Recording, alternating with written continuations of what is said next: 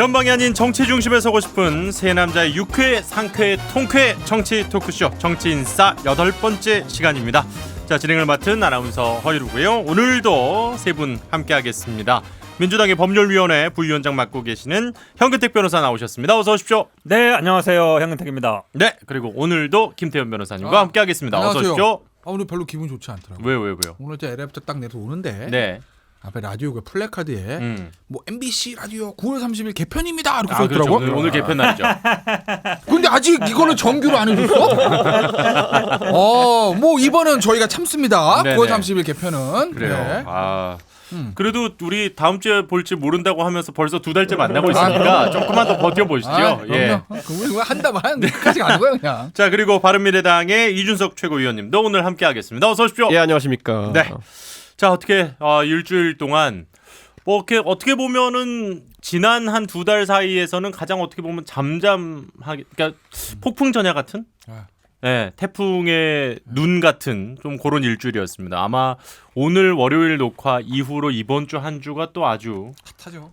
그게 첨예한 일들이 많이 벌어질 것 같은데. 이게 그 낙뢰가 떨어지려면요. 네. 이 구름이랑 여기 사이에 이제 전하가 막 쌓여가지고 그렇죠. 찌직 내려오는 거잖아요. 지금 여기 근데 문재인 대통령의 오늘 이제 훈화 말씀과 더불어가지고 예. 엄청난 지금 그 전하가 축적되고 있습니다. 아마 꽉꽉꽉 한번 내려올 겁니다 이제. 그렇다 보니까 그 전하라고 지금 표현을 해주셨는데 그것과 좀 관련한 이야기를 오늘 우리 네 명이서 나누지 않을까 또 이런 생각이 듭니다. 자, 바로 들어갈까요, 본론으로? 네. 첫 번째 주제. 뭐 그러시죠. 예, 시작하도록 하겠습니다. 첫 번째 주제는 바로 이겁니다. 200만 대 5만. 지난 토요일, 네, 서초동 검찰청 앞에서 촛불 집회가 있었습니다. 자, 그것에 대해서 좀 이야기를 해보겠습니다. 어떻게들 보셨나요, 세 분은? 그러니까 이게 그 우리가 시위 현장에서 익숙한 곳들이 있습니다. 네. 예를 들어 광화문과 서울시청 일대라는 것은 솔직히 뭐 2002년 월드컵 때부터 시작해가지고 그렇죠. 우리가 상당히 익숙해요. 네네. 어디까지 찼다 그러면 지난번에랑 비교가 되고 이런 게 있잖아요. 그렇죠. 그런데 이 서초동이라는 공간은 한 번도 이런 대규모 집회에 활용된 적이 없는 공간이에요. 그렇죠. 그러다 보니까 뭐 아까 말한 사진 분석이나 이런 거로는 상당히 이제 좀 부정확한 것들이 많이 나오는 네네. 거죠. 예를 들어 기본적으로 비교하면은 그 메인 무대가 설치되었던 서초대로 그쪽 같은 경우에는 도로 폭이 한 35m 정도예요. 예. 근데 우리가 익숙해져 있는 광화문 세종대로랑 광화문 광장은 딱 100m예요. 그러니까 애초에 길 폭이 3배 차이 나는 곳인데 길이 꽉 찼다라고 했을 때 그 길이가 같다고 보면은 한 3배 정도 규모 차이 나는 거거든요. 그러니까 이런 것들이 어떤 이 논란이 이번 나온 게 아닌가. 딱 광화문으로 고정된 공간이었으면은 사실 그냥 상대적 비교할 수 있어요. 그러다 보니까 저는 이번에 뭘 봤냐면은 그 이런 거예요. 교통을 볼 수밖에 없었던 거죠. 예. 그러니까 그 광화문은 시위하기에 나쁘지 않은 공간, 뭐 표현 적절한지 모르겠습니다 했던 게 광화문역을 폐쇄하면요 주변에 1, 3, 5 뭐 2호선, 그렇죠. 1, 2, 3, 5호선 지하철 통과해가지고 이게 분산해서 잘 흩어져요. 근데 서초동은 뭐가 있었냐면은 2호선 서초역 교대역이 거의 모든 수송량을 받아내야 되는 상황이었어요. 그렇죠. 3호선도 있긴 하지만 네. 그러니까 그 두 개 호선으로 받아내야 되는 상황이었기 때문에 그게 한계치가 약간 되는 거죠. 그래서 그거를 교통카드 데이터를 보면은 나올 것이다 했는데 오늘 아침에 공개했는데 이제 10만이 좀 10만 넘었죠. 2천 정도 예. 승하차 각각 이렇게 잡혔는데 네네. 저는 그래서 이렇게 생각해요. 자, 자유한국당은 어제 이제 그 해당 지역구 의원인 박성중 의원이 5만 정도일 것이다. 이렇게 했는데 그건 전 또 그 나름의 정치적 의도가 있는 그 과소치를 이야기한 것이고 예. 저는 또 민주당에서는 이제 보면 이재정 대변인이 나와서 200만 명이다 이랬거든요. 근데 그것도 어느 정도 정치적 의도가 있는 부풀림이다 이렇게 보는 거고 결국엔 데이터를 봐야 되는데 실제 지하철 이용해가지고 한 10만 2천 명 잡혔다는 거는 그중에 뭐 축제 가는 분도 있었을 테고 뭐 하는 분도 있었겠지만 그때 또 뭐 축제가 하나 있었죠. 서리프 축제. 예. 그리고 또 뭐 버스 타고 온 분도 있다고 하고 하니까 대충 그런 걸 다 플러스 마이너스 감안하면 한 10만 명에서 20만 명 사이 오지 않았을까. 저는 이 정도가 실제 데이터로 나온 합리적 추론인데 제일 아쉬운 게 뭐냐면요. SKT는 다 알고 있어요. 통신사는 통신사는 그 셀타워라는 것에 네네. 몇 대가 물려있는지가 계속 나오거든요.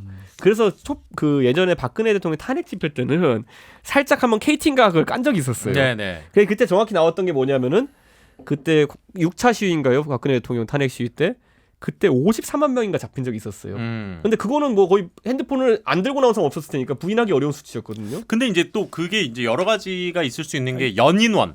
그것도 있고 예. 그 문제 뭐가 문제있냐면 저도 사실은 어제 거기 갔었는데 좀 그 서초역 세부적으로 주변에는 그랬어요. 아니 이게 핸드폰이 안 되는 거야. 인터넷이.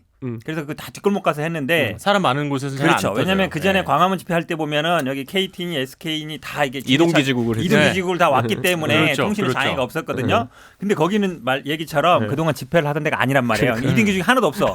특히 서초역 주변에서는 그래서 저도 이제 뒷골목에 가서 이제 사람들하고 얘기를 많이 나봤는데 관심이 이게 인터넷이 안 되니까 이 상황이 공유가 안 되는 거예요. 네. 그냥 사실은 집회를 준비하신 분들이 무대를 뒤쪽으로 만들었어. 저쪽으로. 그러니까 중앙지검하고 그 들어가는 정문에 만들었는데 언더 위 방향으로. 위쪽으로 만들었거든. 위대 방향으로. 그러니까 이 뒤쪽에 사람들은 대부분 서쪽에서 올라왔는데 소리도 안 들려. 앞에서 뭐 하는지도 몰라. 얼마 왔는지도 몰라. 이러니까 인터넷으로 뒤져야 되는데 인터넷도 안 돼. 인터넷은 안 됐거든요. 말처럼 저도 알아요. 그러니까 그 방송 그 분들도 그러니까 되게 그 곤란을 겪고 계시더라고. 그렇죠, 보니까. 그렇죠. 예.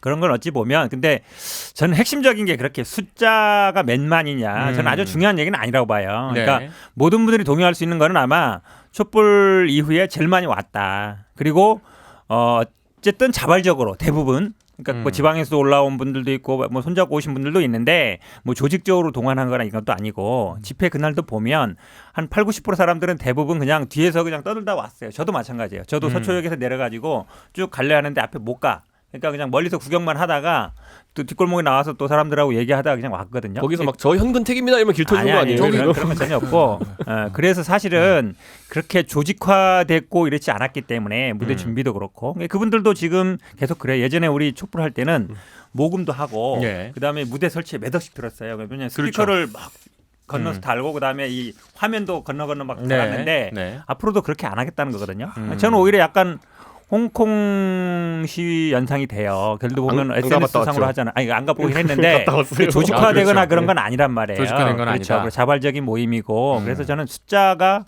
몇만이냐. 저는 그 프레임은 그렇게 썩 좋은 건 근데 제가 아니에요. 요거 한 가지만 숫자 얘기는 요걸 하나 하고 싶은 게 저는 그래도 이제 제가 최대한 정확한 데이터를 잡아보려고 했던 이유가 뭐냐면요. 예. 아까 제가 말했듯이 그 박근혜 대통령 6차 탄핵 집회 때 53만 명이라는 상당히 신뢰할 만한 숫자가 나왔고 그 전엔 뭐가 있었냐면 2015년에 민중총궐기 하면서 그래요. 그때 26만인가 이렇게 나왔는데 그때도 분석한 방법을 보면 저는 상당히 신뢰도가 있는 수치였다 좀 봐요.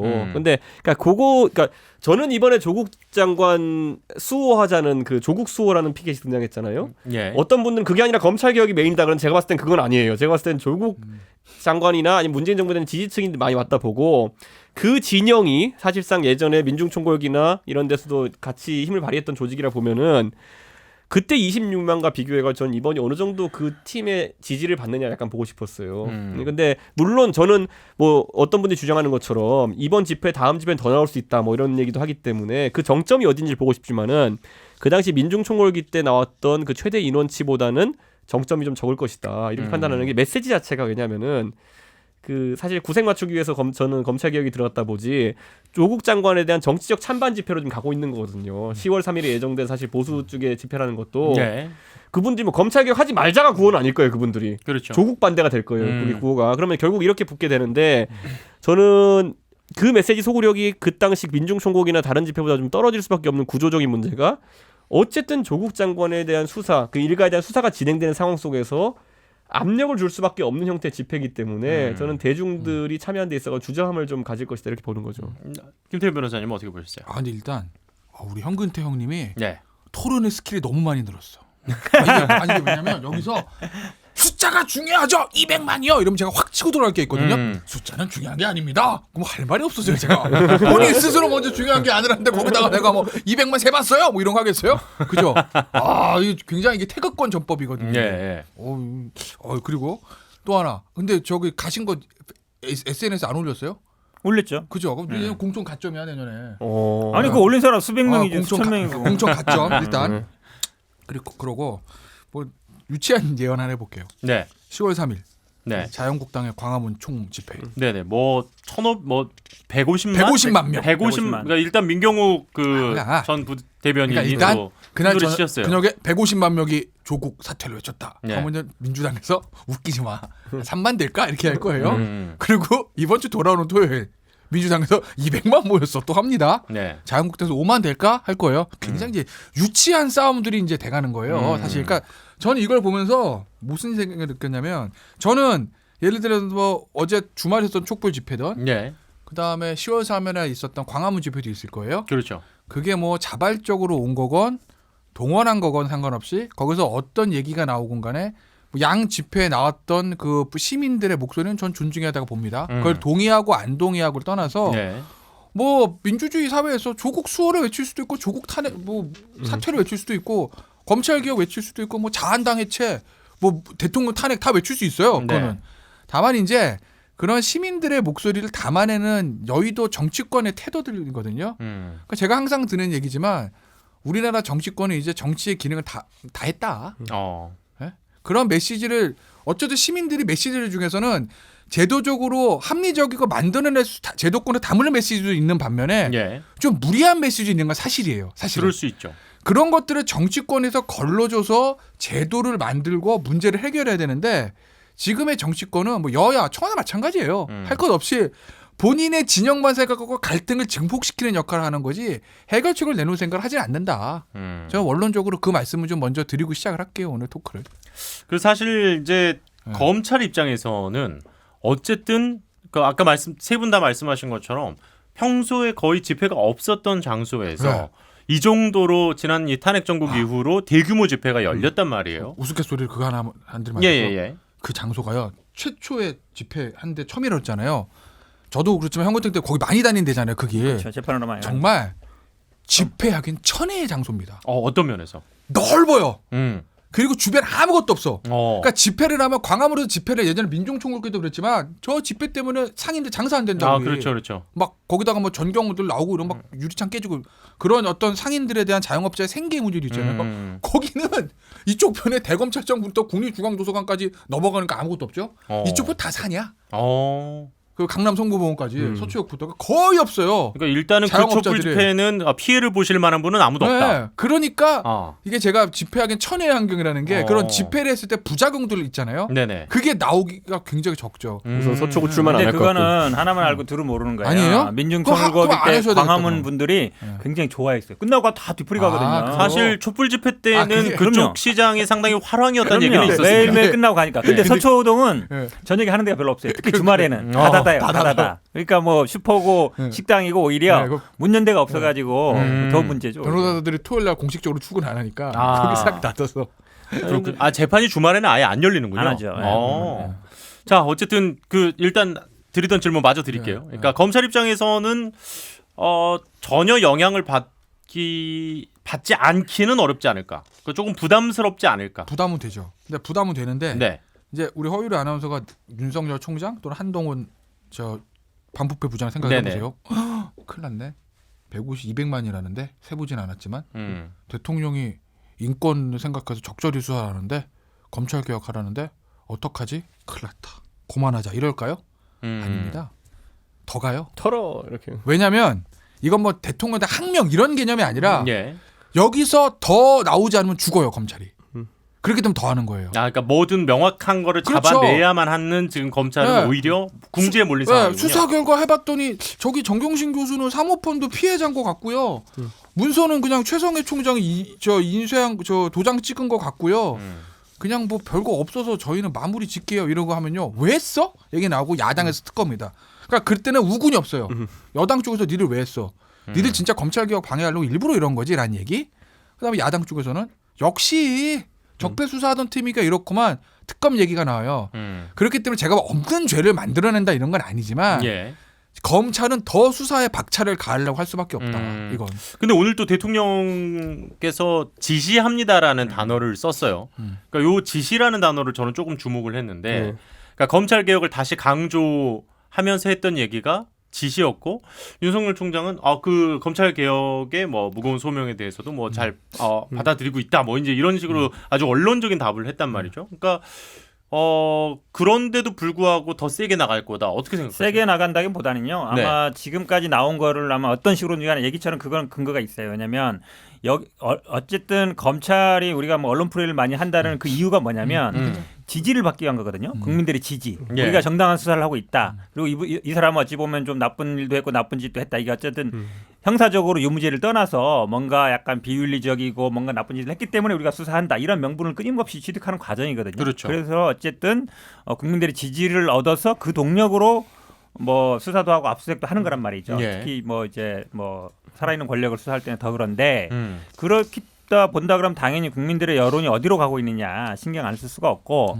근데 지금 말씀하신 것처럼 이제 검찰이 어쨌든 수사를 시작했기 때문에 여기서 만약에 유야무야 할 수는 없을 거예요. 기본적으로 아마 지금까지 조사는 다 했잖아요. 압수수색 할 건 다 한 것 같아요. 더 할 건 없는 것 같아요. 어디 뭐 그렇다고 법무부 장관실을 압수수색할 건 아니니까 더 할 건 없는 것 같고 그렇게 본다 그러면 어떤 식으로 수사를 마무리하느냐인데 결국은 아마 관건은 뭐 정경심 교수 소환이나 조사는 뭐 거의 기정사실화인데 그럼 이제 조국 장관을 수사할 거냐 말 거냐 이제 이런 부분은 고민을 하겠죠.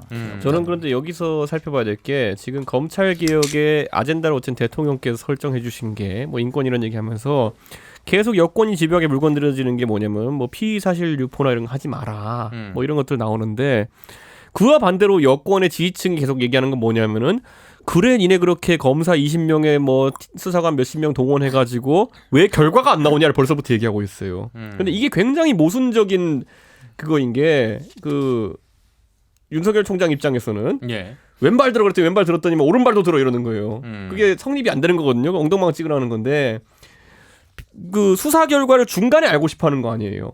대중의 요구는. 니네 지금까지 하면서 뭘 했냐라고 하면서 그걸 공격하는데 그러면 중간에 얘기하면 또 피의사실 공표라고 난리칠 거 아니에요. 여권에서. 그러니까 이 모순적인 요구사항을 함으로 인해 가지고 지금 검찰은 당황스럽긴 할 텐데 어쨌든 이걸 돌파하는 방법 하나밖에 없어요. 나중에 중간고사 기말고사 시점에 돼가지고 성적표가 잘 나오면 되는 거거든요. 일단 답을 이제 곧 제가 보기에는 저는 오히려 그래서 현근택 부대변인한테 물어보고 싶은 게 뭐냐면은 지금 상황에서 물론 피의사실 공표를 뭐 이렇게 뭐 그 소위 말하는 기자들을 통해서 하는 경우도 있겠지만은 공보 준칙에 따라 가지고 나가가지고 수사 브리핑 할 수도 있어요. 적폐청산 때 적폐 그 수사 때 했던 것처럼.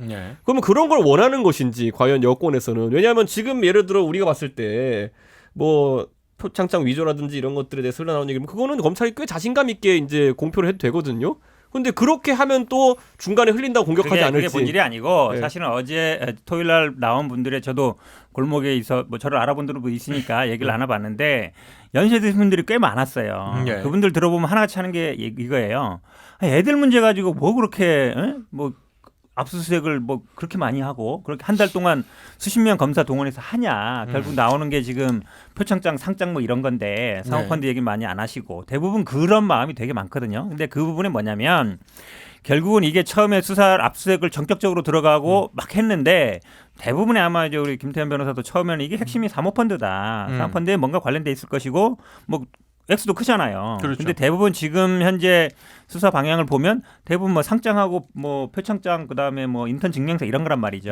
근데 이런 부분을 과연 이렇게 한 달 동안 온 나라를 시끄럽게 하면서 뭐 수십 군데 압수수색 해가지고 할 정도의 수사냐. 더구나 물론 장관이라 해도 당연히 뭐 책임을 지겠지만 윤리적인 문제도 있겠지만 그럴 성질은 아닌 것 같다. 그러니까 한마디로 얘기하면 너무 심하다.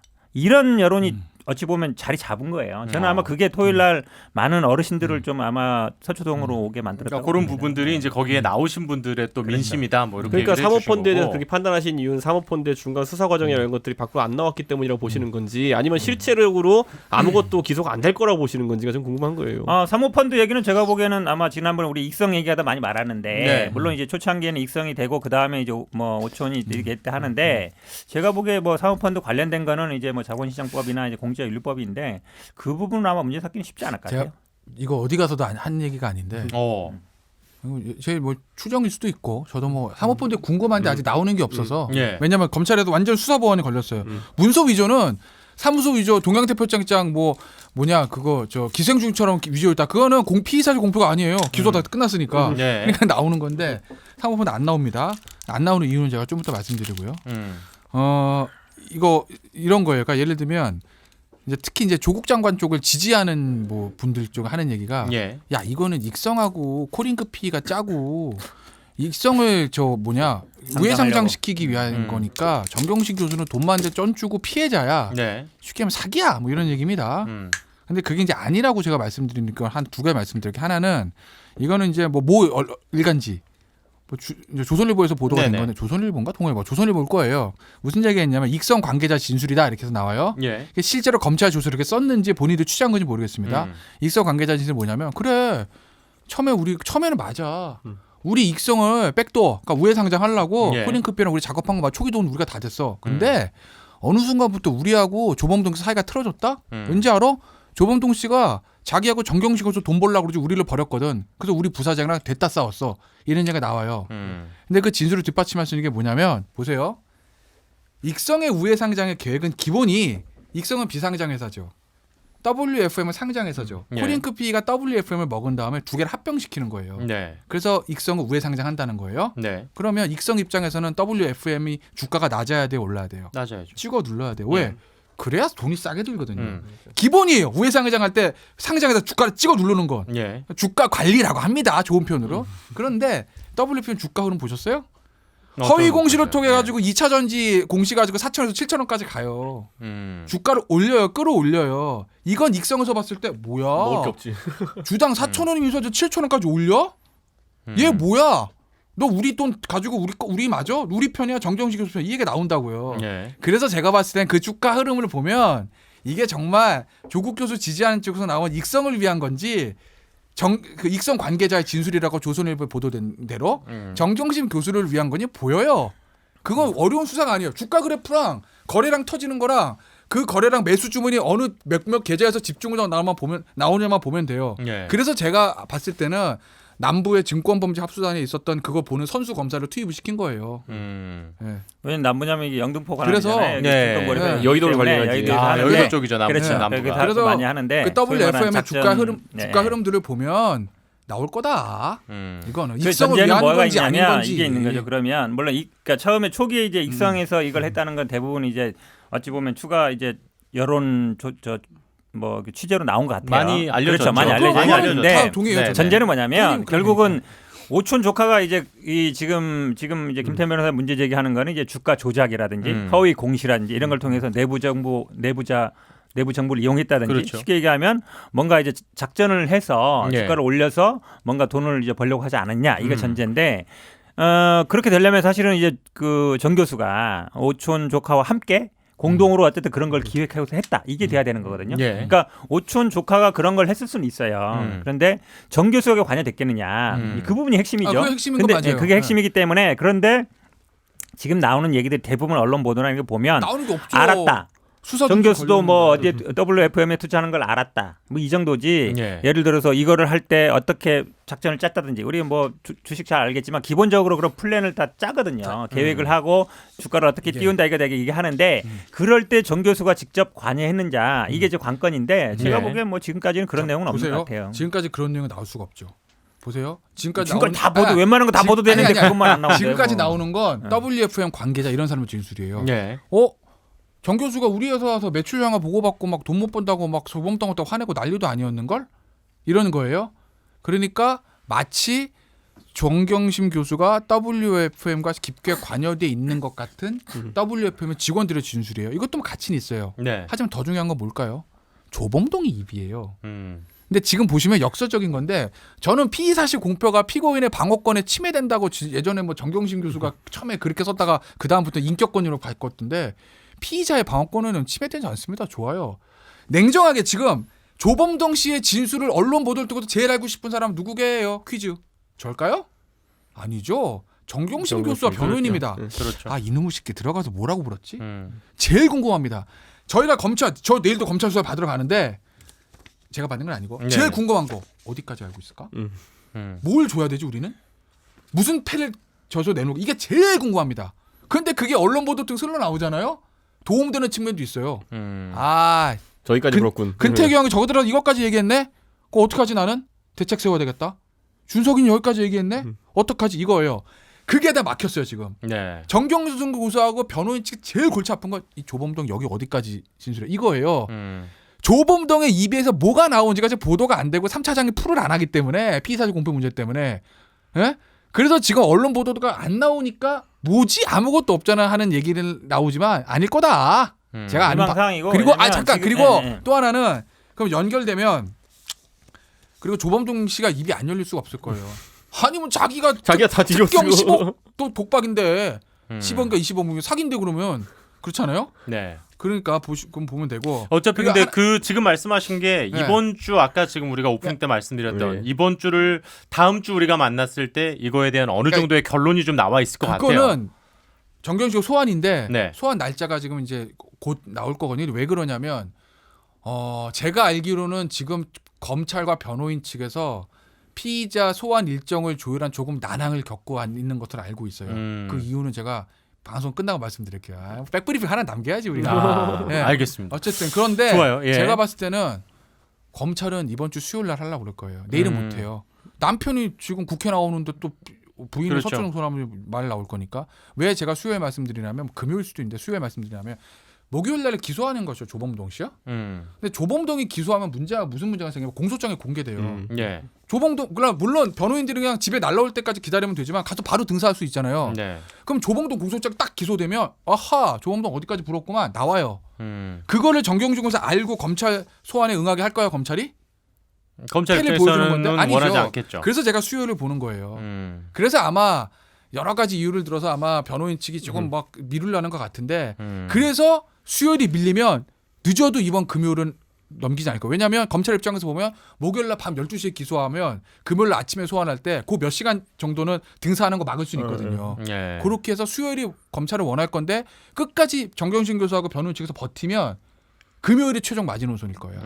검찰 측에서 원하는 날짜는. 왜냐하면 네. 이번에 이제 사문서 위조도 보면은 열람 이제 증거 자료 열람 안 해주고 있죠. 예. 수사 중인 사안으로. 최소한 사실 공소장만 공소장도 봐도. 물론 이제 공소장도 이제 변경할 수 있기 때문에 간략하게 하고 나중에 변경할 수도 있어서 반드시 이제 뭐 3일 날까지 구속기한 많기 때문에 그 전에 다 수사를 끝내야 된다. 반드시 그건 아니에요. 그러니까 좋습니다. 뭐 일단 뭐 먼저 확정된 거를 네. 먼저 기소하고 나중에 추가 기소할 수도 있는 거라서. 그러니까 사모펀드와 관련된 얘기는 일단 오늘은 이 정도 하고요. 그러면은 아마 지금 우리가 지난 거의 한 달 넘게 사모펀드와 관련해서 얘기했던 것들에 대한 어느 정도의 좀 윤곽이 아마 다음 주 우리 만났을 때는 또 한 발짝 좀 나가 있지 않을까 생각을 해봅니다.